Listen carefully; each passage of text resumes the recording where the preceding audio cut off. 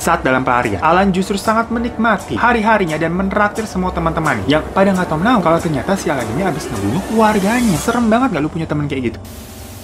Hai everything, thank you udah klik video ini dan selamat datang di Mr. Stings. Apa kabar dunia? Visi foya, misi foya, misi foya foya, dan play bosku. Misi foya, misi foya foya.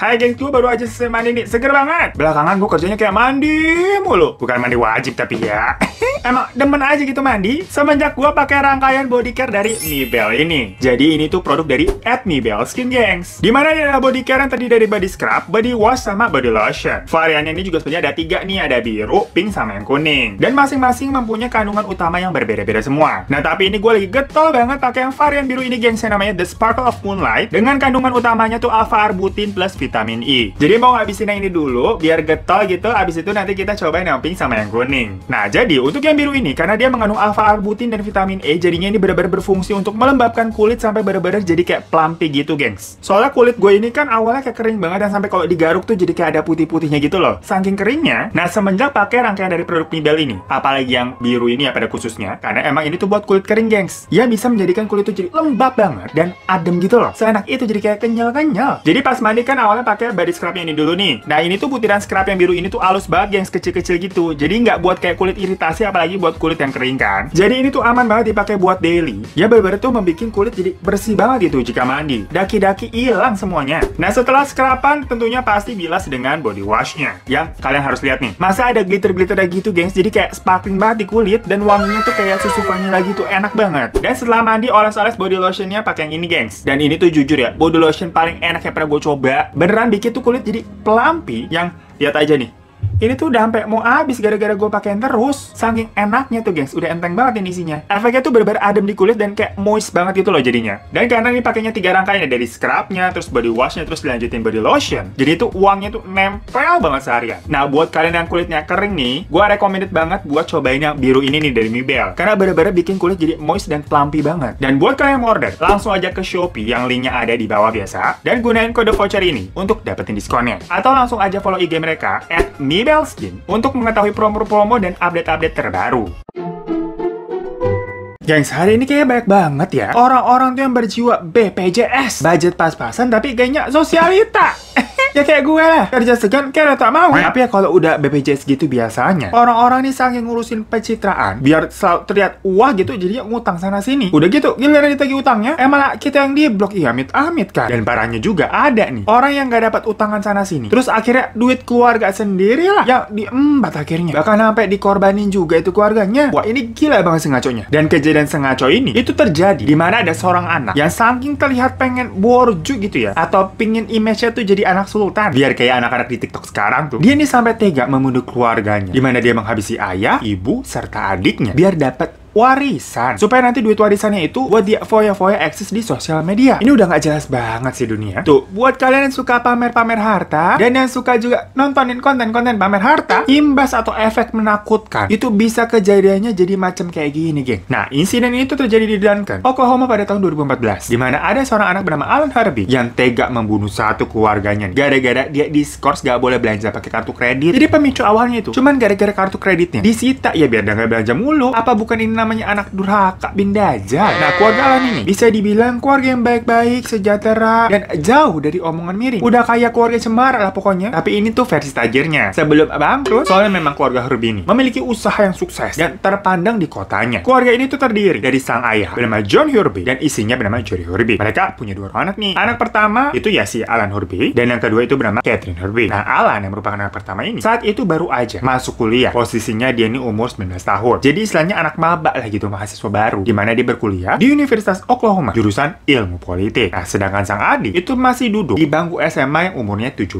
tahun. Dan dari latar belakangnya itu kelihatan ya kalau Alan itu berasal dari keluarga yang memang tajir dan berpendidikan juga, karena keluarga Alan Harvey ini mempunyai kantor yang memproduksi surat kabar mingguan ternama bernama The Mallory Review. Nah di tahun 2014, meskipun itu jatuhnya masih media cetak ya, tapi bisa dibilang surat kabar itu lumayan terkenal, yang secara otomatis berarti menghasilkan banyak duit. Ya ibaratnya di sini kayak yang punya Kompas atau koran Tempo gitu lah istilahnya. Dan di keluarga itu, orang-orang yang menjalankan bisnisnya gak cuman bapak sama ibunya doang, tapi anak perempuan mereka namanya Catherine itu ikut andil juga, geng. Sedangkan si Alan yang pada kakaknya tuh malah gak dilibatin. Nah udah pasti ada alasannya dong. Kenapa ini sang kakak malah tidak dilibatin? Tapi adiknya masih SMA malah disuruh ngurus perusahaan juga. Nah ternyata menurut orang tuanya, Alan itu masih belum bisa menjadi bagian perusahaan. Mengingat karena karakternya itu suka foya-foya, suka ngabisin duit. Jadi Alan ini tipe-tipe anak-anak sekarang tuh yang menganut aliran visi foya, misi foya, visi misi, foya-foya, don't play-play. Ya tapi ini foya-foyanya kagak tahu diri. Ya iyalah, doi kan jatuhnya apa ya? Baru lulus SMA, baru masuk kuliah, nyari duit aja belum bisa gitu, belum kerja. Tapi gayanya udah macem kayak anak sultan, ngabisin duit orang tuanya mulu. Ya maksudnya kalau duit dari keringat sendiri mah nggak apa-apa ya. Dan karena ngeliat tabiat anaknya ini, pastinya berbahaya kalau si Alan ini tetap disuruh ikut mengurus perusahaan. Yang ada duit kantor mah dipakai buat belanja sama dia. Nah tapi karakter kakak yang suka foya-foya ini itu berbanding terbalik sama adiknya si Catherine tadi. Yang malahan si adik ini cewek tapi bisa memanage uang dengan baik dan hidupnya juga lebih bersahaja, nggak suka foya-foya. Jadi ini ribetan yang laki nih dibandingkan sama yang cewek gitu. Kebolak-balik emang udah dunia. Dan karena Alan ini hobinya shopping, party, terus hidupnya glamor ya dengan kartu kredit orang tuanya. Alhasil tagihan yang selalu diterima orang tuanya tuh tiap bulan bikin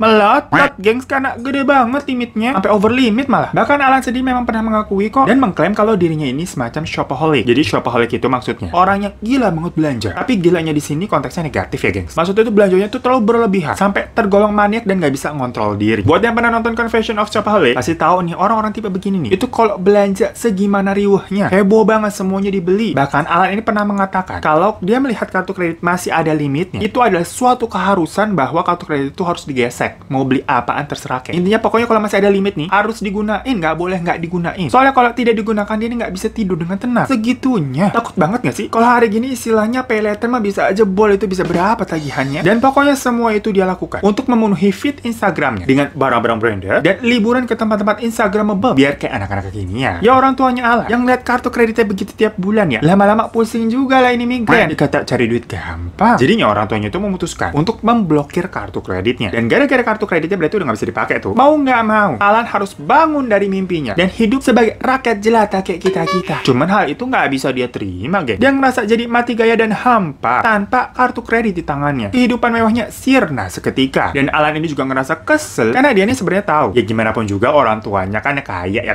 agak bakal bangkrut juga sih kalau tiap bulan bayarin kartu kreditnya dia gitu istilahnya. Masa kan orang tua gue kaya, terus buat apa gue hidup sederhana? Ya percuma dong gue punya orang tua yang kaya, gitulah kira-kira. Lah orang tadi kan pemikirannya kalau masih ada limit di kartu kredit tuh harus dihabisi. Istilahnya buat apa ada limit ada duit kalau nggak dipakai? Nah akhirnya untuk dia bisa tetap menjalankan visi misi foya-foyanya tadi, Alan muter otak nih. Gimana caranya dia bisa dapat duit dengan banyak buat foya-foya lagi? Pokoknya apapun resikonya, isinya cuma uang dan uang.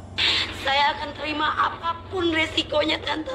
Yang penting bagi saya sekarang cuman uang dan uang, Tante. Akhirnya dia mendapatkan cara yang licik, gengs. Dia diam-diam membuka kartu kredit atas nama neneknya. Dan abis bikin kartu kredit tersebut, mulailah dia barbar menggunakan kartu kredit itu untuk foya-foya lagi. Buat judi, buat mabok, buat party. Pokoknya hajar baik, YOLO. Bahkan dia menghabiskan sekitar $5.000 atau sekitar berarti 70 juta tuh buat jalan-jalan ke Eropa sama temen-temennya. Nah tapi yang di sini yang kesian kan neneknya ya. Kagak tahu apa-apa, atau nerima tagihan 70 juta. Untung aja itu neneknya kagak sport jantung, udah tua. Nah setelah neneknya tahu nih kalau cucunya telah menggunakan namanya untuk bank, sang nenek juga bersikap sama kayak si bapaknya tadi tuh John, itu memblokir kartu kredit tersebut. Dan semenjak kartu kredit yang baru itu diblokir juga, Alan tuh jadi kayak orang stres, macam kayak orang yang tiba-tiba jatuh miskin, kayak orang gila mendadak deh. Dan padahal kan miskin beneran juga kagak gitu ya maksudnya. Tapi Alan ini sampai menyimpan dendam yang sangat besar sama keluarganya. Yang menurut dia tuh keluarga tega banget sampai nutup kartu kredit. Allahu Akbar, ade anak lakuannya begini ya. Kagak sadar dia kalau udah jadi beban keluarga, tapi malah dendam sebel sama keluarganya. Nyalahin gitu. Masalahnya dendamnya di sini tuh nggak main-main, gengs. Karena itu sampai mempengaruhi sisi psikologisnya. Pokoknya nih Alan ini bener-bener kayak orang stres beneran. Bahkan suatu hari di bulan September 2014, Catherine pernah pulang dan nangis-nangis terus curhat ke pembantu rumah tangga. Dia bilang kalau kakaknya katanya habis ngamuk dan bahkan tega buat ngancem dia untuk ngebunuh dan ngebunuh juga orang tuanya. Di situ sang asisten rumah tangga berpikir kayaknya nggak mungkin Denny dan Alan sampai mau ngebunuh orang begitu kan. Cuma lagi marah aja kali. Dan juga Catherine pernah bilang kalau katanya si Alan ini ngerasa hidupnya itu udah dikekang banget sama orang tuanya perkara dia udah nggak dipegangin pinjemin kartu kredit buat belanja. Tapi gimana pun, semua omongannya Alan itu waktu itu tidak dianggap terlalu serius. Padahal nggak tahu aja kalau ancaman kayak gitu sebenarnya merupakan indikasi awal suatu pembunuhan yang sesungguhnya. Biasanya kalau orang udah berani ngomong mau ngebunuh kayak gitu, berarti dia emang punya kelainan psikologis yang berpotensi direalisasikan di dunia nyata. Beberapa bulan si Alan ini sudah tidak memegang kartu kredit apapun dan hidup dengan uang jajan seadanya aja. Tapi karena memang sudah shopaholic dan harus mempertahankan citra dirinya sebagai anak sultan, akhirnya dia nekat meminjam uang ke rentenir. Hancur banget ya gengs, ini beber dari BPJS segitunya coba. Ini duit yang dia pinjam masalahnya bukan perkara membayar hal pokok ya kayak cicilan rumah atau buat uang sekolah, beli popok, beli susu, nggak begitu kan? Tapi buat foya. Nah buat kalian yang suka ngutang duit ke temen nih perkara cuma buat liburan, buat ke tempat-tempat hits di sosial media, jangan begitu ya, udah stop. Hidup kita sesuai budget aja lah, gak usah pusing jadi mikirin utang kesana kesini. Nah pokoknya setelah Alan ini berhutang ke rentenir, ya kelilit utang dia tuh nggak bisa bayar sampai sebesar 5.000 US dollar atau 70 jutaan juga tuh kayak dia ke Eropa kemarin. Dan karena jadinya dikejar-kejar terus sama rentenir buat bayar, Alan jadi berpikir serius mengenai ancaman ke adiknya si Catherine tadi. Dia lalu terbesik nih untuk merencanakan pembunuhan keluarganya sendiri biar bisa melunasi hutangnya sekaligus mendapatkan warisan dari orang tua biar bisa foya-foya. Dimana akhirnya dia kemudian menjalankan aksi bejatnya itu pada 9 Oktober 2014. Karena ini terjadinya di dalam rumah sendiri, cara otomatis si Alan ini bisa lah buat matiin CCTV yang ada di rumahnya supaya aksinya tidak terekam. Nah sebelumnya Alan ini memang sudah menyiapkan sebuah pistol yang kedap suara yang dia curi dari ayahnya. Setelah mematikan semua CCTV ini, Alan langsung mencari ibunya ke dapur dan tanpa ragu-ragu Alan menodongkan pistol ke ibunya dan menembak tepat di jidatnya. Ini gue speechless banget sih gengs, hancur banget ceritanya sumpah. Terus si Catherine nih yang mendengar ada suara gaduh-gaduh langsung berlari ke arah dapur juga. Di sana dia melihat sang ibu sudah tergeletak tidak bernyawa. Catherine teriak histeris tuh, tapi Alan ini langsung menembaknya juga tepat di kepala sama kayak ibunya. Setelah melihat ibu dan adiknya sudah tergeletak tak bernyawa, Alan nggak kabur gengs, dia biarin itu dua mayat. Terus dia duduk di ruang tengah menunggu kepulangan ayahnya. Pas ayahnya baru pulang tuh dari kantor, baru nyampe, buka pintu kan dia masuk rumah,